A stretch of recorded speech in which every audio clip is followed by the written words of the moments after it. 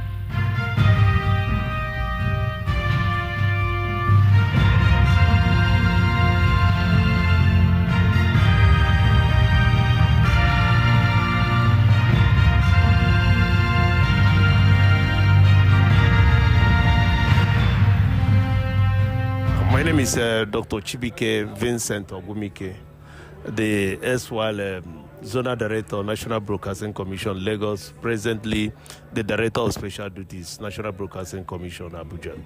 Yes, my experience in Lagos is a very welcoming one, in the sense that Lagos is a center of excellence, and Lagos is the hub of media as far as Nigeria is concerned. So being the Zonal Director for 4 years in Lagos have given me an ample experience to know the landscape of Lagos in area of broadcasting. And I must tell you that Lagos broadcasters are core professionals, people who want to meet the standard already established by the broadcasting ethics, most especially the Nigerian Broadcasting Code. And we are leaving that standard behind, and with very good, we are very sure that the present Zonal Director, Mr. Raf Akpan, will even do better to uphold the standard of broadcasting, to ensure that the broadcasters in Lagos continue to uphold the professional ethics of broadcasting, and at the same time obey the rules and regulation of broadcasting as enshrined in the Nigerian Broadcasting Code. So that is my take. Radio stations, and that is a very big challenge as far as broadcasting is concerned when it comes to regulation. And I must tell you that the job we do in NBC is not just to find stations. And before we find stations, we follow the process. There's a process as enshrined in Nigerian Broadcasting Code. The code states the standard of broadcasting in Nigeria. So finding stations, maybe when the way you look at it, it's not just the way, it's just a corrective measure. A corrective measure in the sense that we must have warned the station both through phone call, letters, and visits, meetings, and giving them a letter of warning before we descend on a fine. But you must bear in mind that if we leave the broadcasting, the airwaves unregulated, it will create chaos in the society. So bear in mind that there's always a penalty for defaulters. And when you default in the job we are doing, what do? Fine is just one way of upholding and regulating the broadcast stations. So bear in mind that NBC hardly finds stations. And for your information, I don't think Voice of the People, they've been more than 1 year now in existence. They've never been fined once. But we continue to build them. We continue to nurture them for fruition. And what we are trying to do is to nurture them for that you have to be professionals. And in doing that, we are not punishing the stations, but we are punishing them for a reason. So anyone that defaults in such a way that they should be fined, I think the necessary thing is that they will be fined, because we have the NBC didn't create the rules. It's the broadcasters themselves that created the rules, and we are only there to uphold those rules.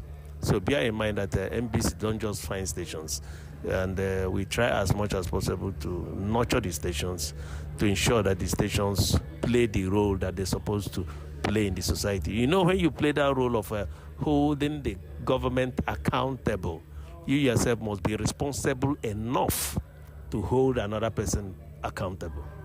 Thank you very much. This is one of the numerous cases already ongoing in as far as the country, Nigeria, is concerned. NBC have won more than 3 cases in that direction, that the courts have given the NBC the right to fine station as part of our regulatory measures. But on one occasion, the same High Court now insisted that NBC doesn't have that sole power to fine stations. And I think NBC have done the right thing as a law-abiding organization to go to court to appeal, and also to go to the same court for proper interpretation, so that everything will be harmonized. I think the good thing is that those judgments are helping to upgrade our media laws in Nigeria. So that is very, very important. As a law-abiding organization, NBC is following the rules of law, going for an appeal, so that there will be proper interpretation, bearing in mind that 3 other judgments in that direction have given NBC power to sanction and fine stations, and one is now against. And I think you broadcasters are so eager to see NBC that we don't have that power to sanction station. And a lawless society can be very, very difficult to govern. Thank you.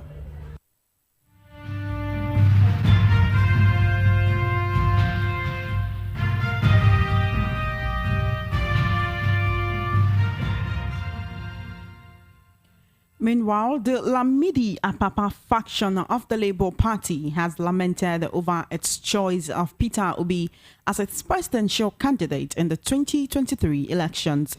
The faction said the party made a mistake by fielding Obi as its presidential candidate. They alleged that Obi lied severally to the Presidential Election Tribunal over some electoral documents from the Independent National Electoral Commission, INEC. This was contained in a statement signed by its suspended National Publicity Secretary, Abayomi Arabambi, to celebrate Obi's 62nd birthday. According to Arabambi, the National Working Committee of the Labour Party felicitated with Obi on his 62nd birthday anniversary, but stated that they regret fielding him on the platform of the party in the light of recent developments, particularly actions that undermine the discipline the Labour Party has been known for. The Lamidi Apapa-led National Working Committee of the party charged Obi to, on the occasion of his birthday, give thanksgiving to God and to be reflective on the Nigerian interest which he seeks to serve.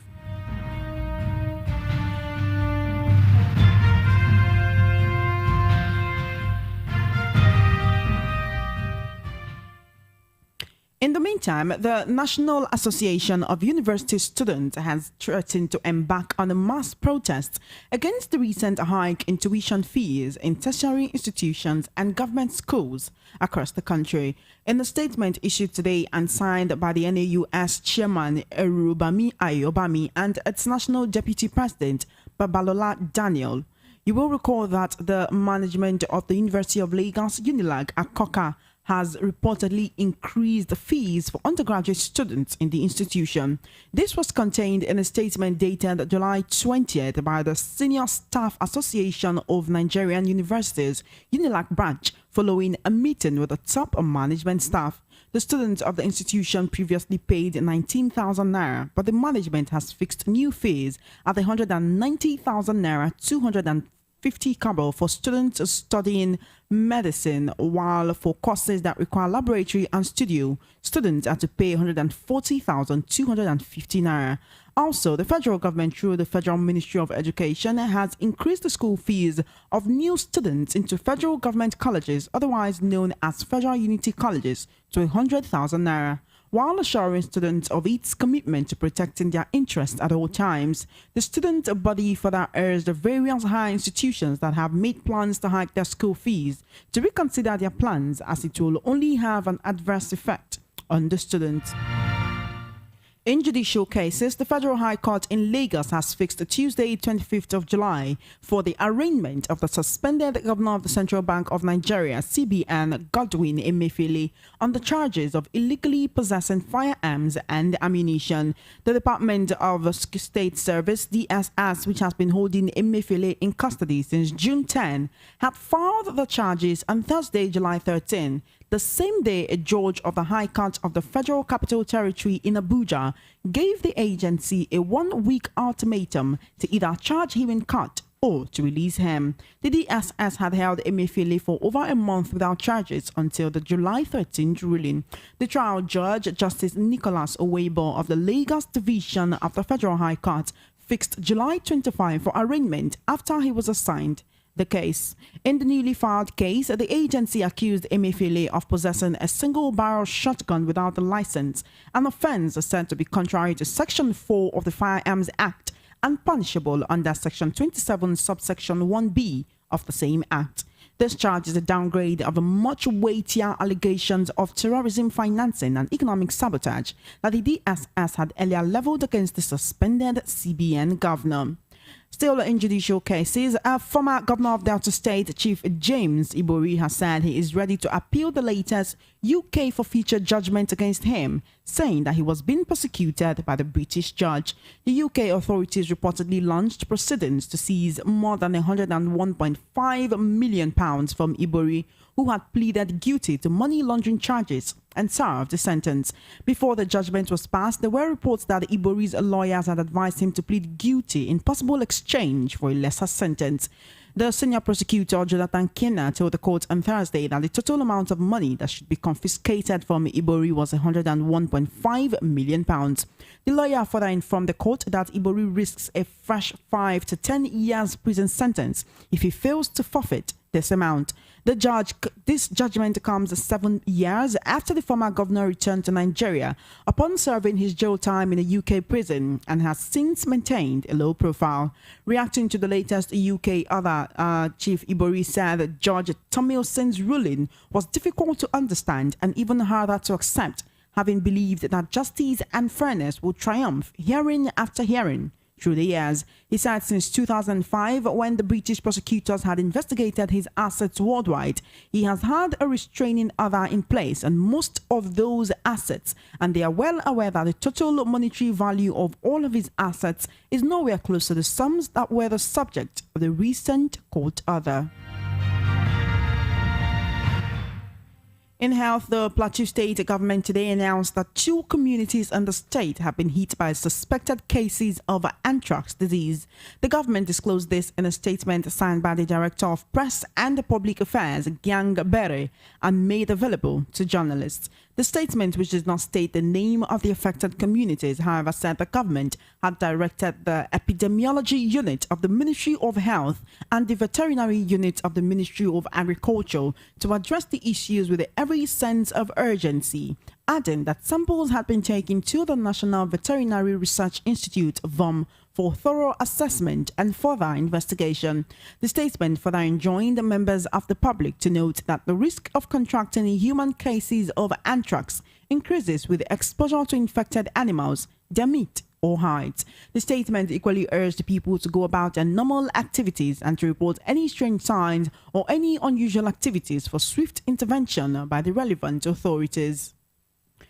You are currently listening to the World News at 6 and Voice of the People 90.3 FM. Now, on the foreign scene, Russian authorities have said a drone attack on an ammunition depot in Crimea led to civilian evacuations and disrupted transportation services. The Russian installed governor of the occupied region of Crimea, Sergei Aksyonov, accused Ukraine of being behind the attack without providing evidence. He also said local residents living within 5 kilometers of the blast were being evacuated. Rail services across the Kerch Bridge have also reportedly been halted. Earlier today, Russian authorities stopped traffic on the bridge but then swiftly reopened it to cars. A later update from the Moscow-installed government of Crimea said the road traffic was again halted until further notice. The district where the strike was reported is more than 100 miles from the Kerch Bridge. The bridge, which is often referred to as the Crimea Bridge, was opened in 2018, enabling road and rail access between Russia and Crimea, a Ukrainian territory annexed by Moscow in 2014. Crimea has become a symbol of Russian occupation and is also an important resupply route for Russian forces in southern Ukraine. On Monday, a blast on the bridge killed 2 people and damaged the road, but the railway line which runs parallel to it was not damaged. The Kremlin had blamed Kyiv for Monday's attack and said Ukraine had carried out a terrorist act. Russian President Vladimir Putin has also vowed to retaliate and has accused Ukraine of launching a senseless and cruel attack. And that's it on the World News at 6. Just before we wrap up, let's take a look at the top stories again. You heard that Apapa's faction of the Labour Party says it regrets making Peter Obi their presidential candidate. You also heard that the National Association of University Students has threatened the mass protest over the hike in tuition fees.